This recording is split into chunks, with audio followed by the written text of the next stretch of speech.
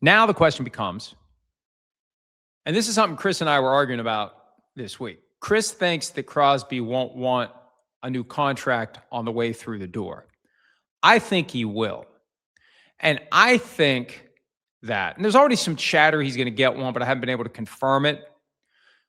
We have to think about what kind of an organization the Ravens are. And consider this. This is the first time, as MDS pointed out on Saturday morning, that the Ravens have ever, in franchise history, well, the version of the franchise that moved to Baltimore in 1996.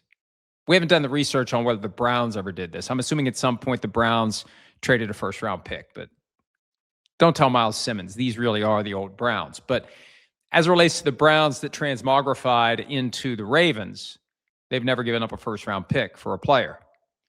So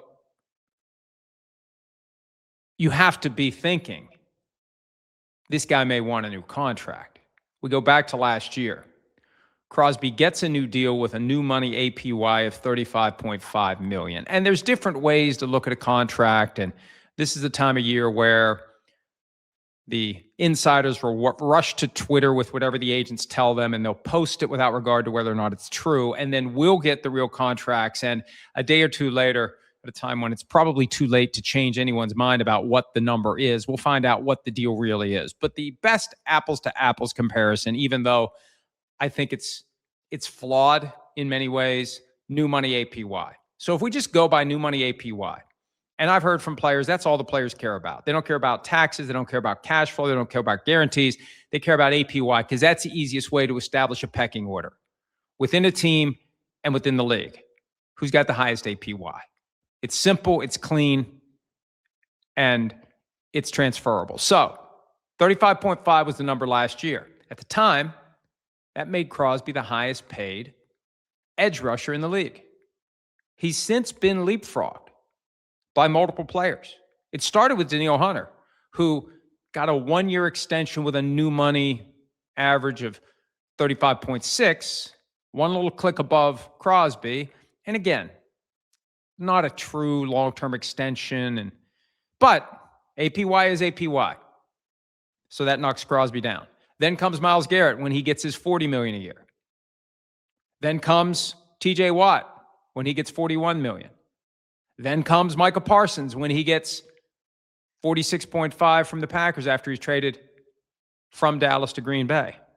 And then during the season, Aiden Hutchinson gets $45. And then most recently, Danielle Hunter bumps from $35.6 to $40.1, just a click ahead of Myles Garrett. So you got Crosby's deal dropping. And consider this. Forget about 35.5. What are the Ravens getting? I did the math today. They get him for 4 years, $116 million, $29 million a year. So that's what the Ravens are getting. That's what they're inheriting. It's a pretty good deal. For Maxx Crosby, a guy that they think enough of to give up 2 first-round picks, $29 million, when the top of the market's $46.5. Over 4 years, $60 million is guaranteed. Technically, the full 60 will be fully guaranteed later this week, but obviously that day is going to come and go, and it's going to be vested unless there's a new deal. I just can't imagine that the Ravens would commit 2 first-round picks without knowing exactly what Crosby wants once he's officially a member of the team, and without a willingness to give it to him. We've seen multiple players get traded over the years. The Rams have done it twice with Jalen Ramsey and more recently with Trent McDuffie. The Seahawks did it with Jamal Adams. The Texans did it with Laramie Tunsil when they traded for him with the Dolphins. You bring a guy in who wants a new contract. You give up significant draft capital to get him. He's got the leverage if you don't do a new deal on the way through the door. And the Ravens have had enough of these issues with high-end players whose contracts haven't been addressed the way the player would like. It's better to do it now. Get the guarantees, at least rolling guarantees, injury guarantees into 2027, maybe 2028, bump up the APY, shrink the cap number. They already have the ability to shrink the cap number through an automatic restructuring. I checked the Crosby contract today. The language is in there.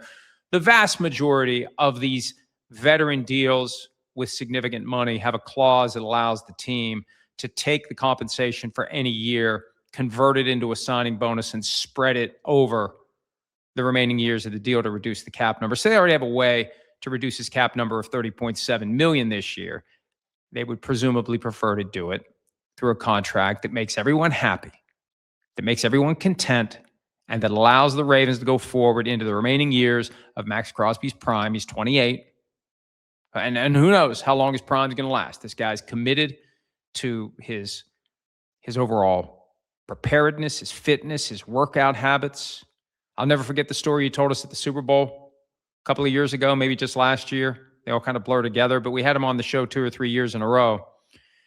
And he told the story about how Raiders teammates, they want to be like Maxx. What do we got to do to be like Maxx? Maxx says, meet me at the gym at 5 a.m. or whatever time it was, whatever ungodly early time it was, and we'll do my workout. You want to be like me? Come do my workout. And they show up for a day or two, and then, hey, where'd that guy go? Where's that guy? Where's that guy who wants to be like me when I'm trying to show him how to be like me? Now the Ravens get a guy with that mindset, and maybe other Ravens players will be more receptive to doing what is necessary to be like Maxx Crosby. And maybe Maxx Crosby's overall approach to his body, to his health, to his, and you can't really change what's here for a guy, but this guy's as motivated and determined as any player that's ever played in the NFL, and now the Ravens have him. But that contract, I'm not going to say it will be an issue. I'm going to assume that the Ravens have already considered that, and I am going to predict that at some point this week, there will be a new deal leaked, announced, reported, whatever, for Maxx Crosby.